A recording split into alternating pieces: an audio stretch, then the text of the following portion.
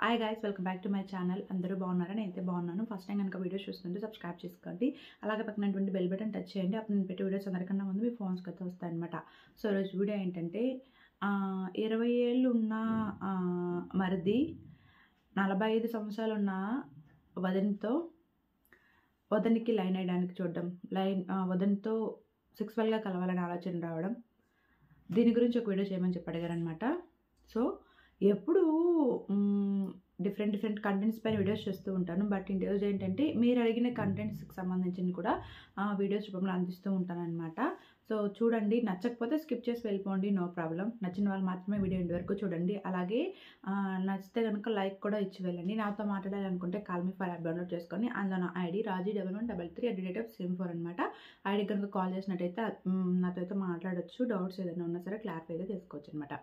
ఇంకా లేట్ చేయకుండా టాపిక్లోకి అయితే వెళ్ళిపోదాం.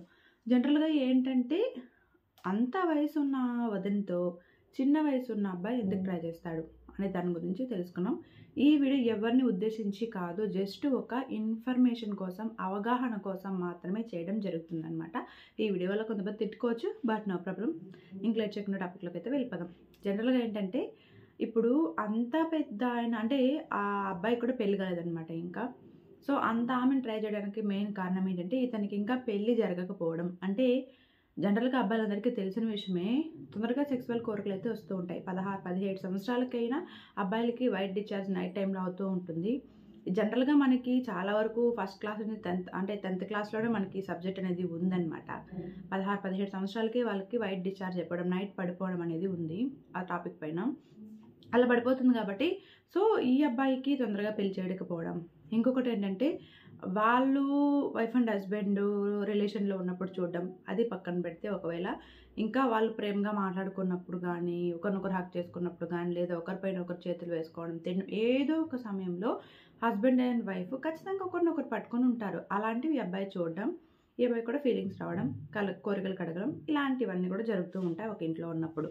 అండ్ అలాగే బయట ఎలాంటి రిలేషన్స్ లేనప్పుడు అంటే ఆటోమేటిక్గా ఇంట్లో ఉంటే ప్రతిసారి వాళ్ళనే చూస్తూ ఉంటారు కాబట్టి వీళ్ళకి డే అండ్ టైం తేడా లేకుండా కొత్తగా అప్పుడప్పుడే కొద్దిగా మెచ్యూర్ అవుతున్న వాళ్ళకి ఫీలింగ్స్ వస్తాయి కాబట్టి అలా చూస్తూ ఉన్నప్పుడు ఇంకా కొంతమంది ఏంటంటే రకరకాలుగా డ్రెస్సులు వేసుకుంటూ ఉంటారు ఇంట్లో. అయితే అది ఏ డ్రెస్ అయినా కావచ్చు, నైట్ వేర్ కావచ్చు, నైటీ కావచ్చు, శారీ కావచ్చు, అలా చెస్ట్ అంతా కూడా కొద్దిగా కనిపించడం, షేప్స్ కనిపించడం, ఇవన్నీ కూడా అంటే కొంతమంది చున్నీ లేకుండా నైటీస్లో తిరుగుతూ ఉంటారు. అలాంటివి ఇంట్లో ఒక పెళ్లిగాని అబ్బాయి ఉన్నప్పుడు అవి చూసినప్పుడు కానీ, లేదా ఇంకా కొన్ని రకాల డ్రెస్సెస్ వేసుకొని అంటే బుక్స్ అంటే మీ యాంగిల్లో చెప్పాలంటే చెస్ట్ అంతా కూడా బాగా కనిపించేటట్టు ఉండడం, ఇలాంటివన్నీ చేసినప్పుడు ఏంటంటే ఏ మగవాడికైనా కూడా ఆటోమేటిక్గా ఫీలింగ్స్ అనేవి వస్తాయి.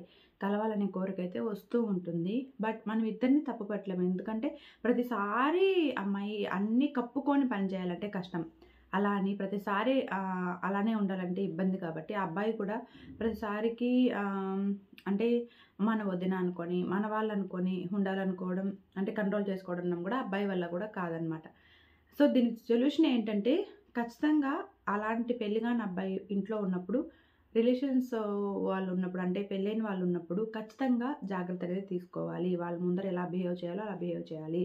అబ్బాయి కంట్రోల్ చేసుకోవడం కష్టం కాబట్టి, అబ్బాయికి ఇబ్బందిగా ఉంటుంది కాబట్టి, బయట రిలేషన్స్లో ఉంటే కనుక ఇంట్లో ఉన్న వాళ్ళపైన అంతగా ఉండదన్నమాట. చాలామంది బుక్స్ అంటే చెస్ట్ విపరీతంగా సైజ్ పెద్దగా ఉండేవాళ్ళు ఎక్స్పోజింగ్ కానీ, నైట్ వేర్స్ కానీ, బాడీ ఎక్స్పోజింగ్ చేస్తూ కనిపించడం వల్ల అబ్బాయిలకు అలా వస్తూ ఉంటుంది. జనరల్గా సహజమే. కానీ అది చాలా వరకు తప్పు. ఇప్పుడు అమ్మ అంటే వదినమ్మ అంటే అమ్మతో ఈక్వల్ అనమాట. కాబట్టి ఆ దృష్టిలో వదిన్ని చూడడం అయితే చాలా వరకు తప్పు. నేను దాన్ని సపోర్ట్ చేయడం లేదు. కానీ ఇతను తప్పని తెలిసినా అలా చేస్తుంది అంటే తన వయసు ప్రభావం వల్ల, తన కోరికల వల్ల, తన శరీరం అలాంటివి ఎక్స్పెక్ట్ చేస్తుంది కాబట్టి అది ఎదుటి వ్యక్తి ఎవరు అనే ఆలోచన లేకుండా ఇలాంటివి చేస్తూ ఉంటారు. ఇలాంటి టైంలోనే చాలామంది ఏంటంటే బయట రిలేషన్స్లో లేక, బయట ఎవరో దొరకక, రిలేషన్స్తో తట్టుకోవాలని ఉండలేక ఎవరితో పడితే వాళ్ళతో ఉండి చాలా ప్రాబ్లమ్స్ అయితే కొని తెచ్చుకుంటూ ఉన్నారనమాట. అది ఒక్కొక్కసారి మనం ఏంటంటే ఒక్కొక్కసారి వాళ్ళ కామ కోరికలు ఎక్కువగా జరిగిపోవడం వల్ల ఇలాంటివి జరుగుతాయి.